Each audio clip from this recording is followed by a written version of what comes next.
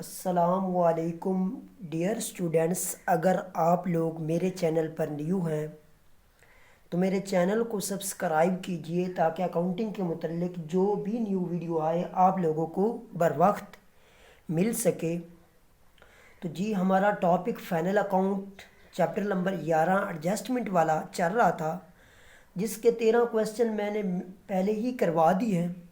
आज question number 14 है जो आज हमने करना है। तो जी टाइम ज़ाया किए बगैर हम शुरू करते हैं जी अपने क्वेश्चन नंबर 14 की तरफ। जी तो जी हमारा क्वेश्चन नंबर 14 है जी, from the following trial balance of a trader prepare trading and profit and loss account for the year ending 31 March 2005 and a balance sheet at that date. तो जी हमने trader का नाम तो नहीं बताया गया, लेकिन हमने क्या क्या तैयार करना है जी। ट्रेडिंग अकाउंट बनाना है, प्रॉफिट एंड लॉस अकाउंट बनाना है और बैलेंस शीट बनानी है। तो जी शुरू करते हैं जी। सबसे पहले जी ओपनिंग स्टॉक। तो आपने साथ साथ जब फाइनल एग्ज़ाम में जाना तो साथ साथ लिखते जाना है, जैसे मैंने यहाँ लिख दिया है। तो बाकी के साथ मैंने नहीं लिखा क्योंकि बुक है तो उससे फिर रिमूव करना थोड़ा मुश्किल पैदा होती है, तो पेपर का तो फिर कोई इशू नहीं होता। तो सबसे पहले जो आपके पास ये है जी ओपनिंग स्टॉक। तो ओपनिंग स्टॉक मेरे भाई आपके ट्रेडिंग अकाउंट की डेबिट साइड पर और ड्राइंग आपकी लायबिलिटीज़ के तौर पर कंसीडर की जाती है, जबकि परचेजेज आपके फिक्स एसेट के तौर पर कंसीडर किया जाता है। उसके बाद जी बिल्स रिसीवेबल जो हैं जी, ये भी आपके एसेट के तौर पर कंसीडर किए जाते हैं, जबकि cash in hand current asset के तौर पर कंसीडर किया जाता है। परचेजेज आपके ट्रेडिंग अकाउंट की डेबिट साइड। रिटर्न, तो जो डेबिट साइड पर रिटर्न दी होती हैं ये सेल्स रिटर्न होती हैं, जो क्रेडिट साइड पर होती हैं वो आपकी परचेजेज रिटर्न होती हैं जी। उसके बाद ये स्टैब्लिशमेंट चार्जेज, ये भी प्रॉफिट एंड लॉस अकाउंट के इनडायरेक्ट एक्सपेंसेस के तौर पर कंसीडर किया जाता है डेबिट साइड पर। टैक्सेस एंड इंश्योरेंस जो है जी, ये आपके इनडायरेक्ट एक्सपेंसेस है प्रॉफिट एंड लॉस अकाउंट की डेबिट साइड पर। बैड डेट्स भी आपके इनडायरेक्ट एक्सपेंसेस है प्रॉफिट एंड लॉस अकाउंट की डेबिट साइड पर। सैलरी डेटर आपके एसेट के तौर पर कंसीडर किया जाए, सैलरी डेटर जिनसे हम लोगों ने पैसा वसूल करना होता है। इन्वेस्टमेंट आपके एसेट के तौर पर कंसीडर किया जाता है, जबकि डिस्काउंट रिसीव आपकी इनकम के तौर पर कंसीडर किया जाता है प्रॉफिट एंड लॉस अकाउंट की क्रेडिट साइड पर। अनअर्न्ड कमीशन जो हमारा कमाया हुआ कमीशन है जी, अनअर्न्ड कमीशन जो गैर कमाया हुआ कमीशन है, तो ये आपके लायबिलिटीज़ के तौर पर कंसीडर किया जाता है। रिटर्न, ये परचेज रिटर्न दी गई हैं। बैड डेट्स प्रोविज़न, ये ओल्ड प्रोविज़न है जी।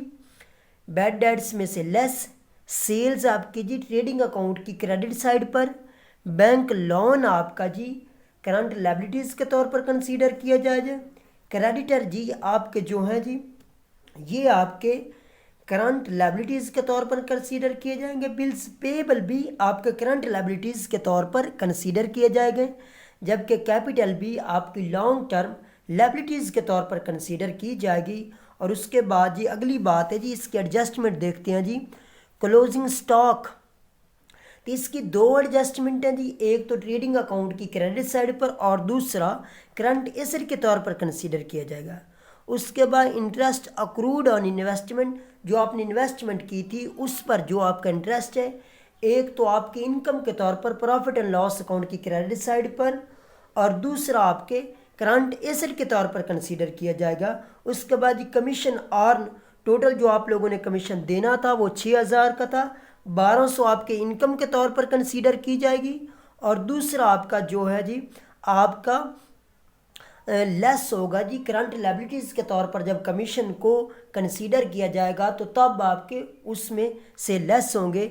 Bad debts reserve to maintain, ये आपकी न्यू प्रोविज़न है जी। डेप्रिसिएशन ऑफ फर्नीचर, फर्नीचर की अमाउंट लेंगे ज़रब 10 तकसीम 100 करेंगे तो आपकी जी डेप्रिसिएशन एक तो आपके प्रॉफिट एंड लॉस अकाउंट के एक्सपेंसेस के तौर पर डेबिट साइड पर कंसीडर की जाएगी और दूसरा आपके जी आपके जब फिक्स एसेट के तौर पर फर्नीचर को लिया जाएगा तो उसमें से लेस होगी। उसके बाद salaries 1,200 and tax RS 4800 are payable, तो ये आपकी आउटस्टैंडिंग है। सैलरीज में 1200 लेस अगर सैलरी नहीं है तो फिर भी आप लिखेंगे जी प्रॉफिट एंड लॉस अकाउंट वाली साइड पर एक्सपेंसेस के तौर पर, और दूसरा करंट लायबिलिटीज़ के तौर पर, और टैक्सेस में टैक्सेस एंड इंश्योरेंस का लफ्ज़ दिया गया जी, उसमें ये ऐड करेंगे, और दूसरा आउटस्टैंडिंग के तौर पर करंट लायबिलिटीज़ के तौर पर कंसीडर किया जाएगा।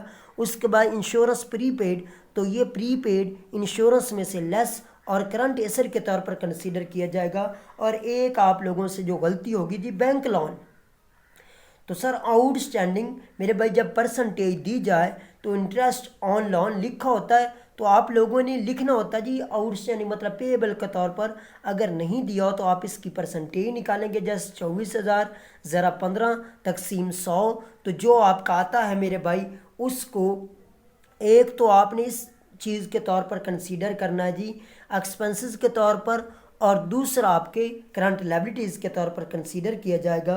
तो ये आपका क्वेश्चन जहाँ तक था। अब चलते हैं जी अपने क्वेश्चन के हल की तरफ जी। तो क्वेश्चन नंबर आपका जी 14 है जी, trading and profit and loss account for the year ending 31/3/2005। Opening stock आपका 36,000 का, परचेज 1,44,000 की, लेस रिटर्न 24,000 की, तो 1,20,000। उसके बाद जी सेल्स आपकी 1,80,000, रिटर्न जी 12,000 की, थे 1,68,000। और उसके बाद क्लोजिंग स्टॉक जी आपका 54,000 का, और इसका दूसरा फैक्ट होगा जी करंट एसेट के तौर पर कंसीडर किया जाएगा। तो दोनों साइडों को कैलकुलेट करते हैं, 2,22,000, 2,22,000, इसमें से ये लेस करेंगे तो आपका 66,000 आपका जी ग्रॉस प्रॉफिट कैरी डाउन, और इसको उठाकर लिखेंगे इस साइड पर ग्रॉस प्रॉफिट ब्रॉड डाउन। उसके बाद डिस्काउंट रिसीव आपकी इनकम है जी 1,800 की। उसके बाद जी कमीशन अर्न 1,200 का जी। इंटरेस्ट ऑन इन्वेस्टमेंट 2,520 की जी। एस्टेब्लिशमेंट चार्जेस आपके जी 30,000 के थे। उसमें जी सैलरीज पेएबल ऐड करेंगे, और दूसरा इसका इफेक्ट होगा जी करंट लायबिलिटीज़ के तौर पर कंसीडर की जाएगी, तो 31,200। टैक्स एंड इंश्योरेंस 6,000 की थी, टैक्स पेएबल 4,800, और दूसरा ये करंट लायबिलिटीज़ के तौर पर कंसीडर किया जाएगा 10,800। उसके बाद प्रीपेड जी 600 लेस करेंगे तो 10,200, और दूसरा जो आपका प्रीपेड का दूसरा फैक्ट होगा ये आपके करंट एसेट के तौर पर कंसीडर किया जाएगा। बैड डेट्स आपके 6,000 के थे, न्यू प्रोविज़न आपकी 12,000, तो टोटल 18,000। उसमें से ओल्ड प्रोविज़न 12,000 की लेस करेंगे तो बकाया 6,000। जो आपके बैड डेट्स और ओल्ड प्रोविज़न है ये ट्रायल बैलेंस में दी जाती है, जबकि एडिशनल और न्यू जो प्रोविज़न होती है ये आपके एडजस्टमेंट में थी। इंटरेस्ट पेएबल ऑन बैंक 3600 आपकी अमाउंट तो दी हुई थी, उसके परसेंटेज भी दी हुई थी, तो साल का जो बनता है 3600। और दूसरा इसका फैक्ट होगा जी करंट लायबिलिटीज़ के तौर पर कंसीडर की जाएगी। डेप्रिसिएशन आपकी 10% थी आपके जी फर्नीचर पर। फर्नीचर की अमाउंट लेंगे, ज़रा 10 तकसीम 100 करेंगे तो 720, और जब आप फिक्स एसेट के तौर पर फर्नीचर को लिखेंगे तो उसमें से उसको लेस करेंगे, तो उसमें से लेस कर दी जाएगी। अब दोनों साइडों को कैलकुलेट करते हैं, तो आपकी क्रेडिट साइड बड़ी है जी 71,520, 71,520। उसमें से सारे एक्सपेंसेस लेस करेंगे तो 19,800 आपका net profit transfer to capital में आप इसको ऐड करेंगे। अब चलते हैं जी बैलेंस शीट की तरफ। तो बैलेंस शीट हैज़ एट 31/3/2005। उसके बाद आपके जी करंट एसेट्स है जी, कैश इन हैंड 18,000 का, बिल्स रिसीवेबल 36,000 के जी, सैलरी डेटर आपके 60,000 के, न्यू प्रोविज़न उसमें से लेस करेंगे तो 48,000 आएगा। क्लोजिंग स्टॉक एडजस्टमेंट में था 54,000 का, इन्वेस्टमेंट 48,000 की, और interest on investment 2,520, prepaid insurance 600 की, और फिक्स एसेट एक ही था फर्नीचर 7200 को। उसमें से डेप्रिसिएशन लेस करेंगे तो 6,480 रुपये।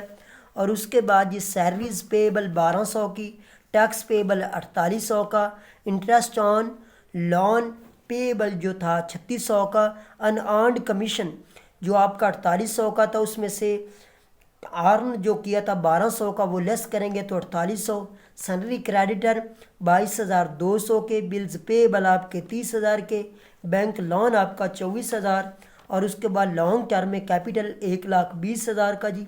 उसमें नेट प्रॉफिट ऐड करेंगे 19,800, और ये होगा जी 13,09,800। उसमें से लेस करेंगे ड्राइंग 16,800 की, तो 1,23,000। तो अब कैलकुलेट की बारी आती है। अगर आपके करंट एसेट्स, आपके मतलब एसेट साइड और लायबिलिटीज साइड दोनों बराबर होंगी, तो समझ लीजिए आपका सवाल बिल्कुल ठीक, वरना कहीं ना कहीं आप लोगों से गलती सरजद हुई है। तो 2,13,600 दोनों साइड पर आपके एसेट साइड और लायबिलिटीज साइड, तो समझ लीजिए कि आपका सवाल बिल्कुल ठीक है। फाइनल एग्ज़ाम में आपका फाइनल अकाउंट में से हर हाल में एक सवाल लाजमी आना होता है। अल्लाह हाफिज़ एंड टेक केयर।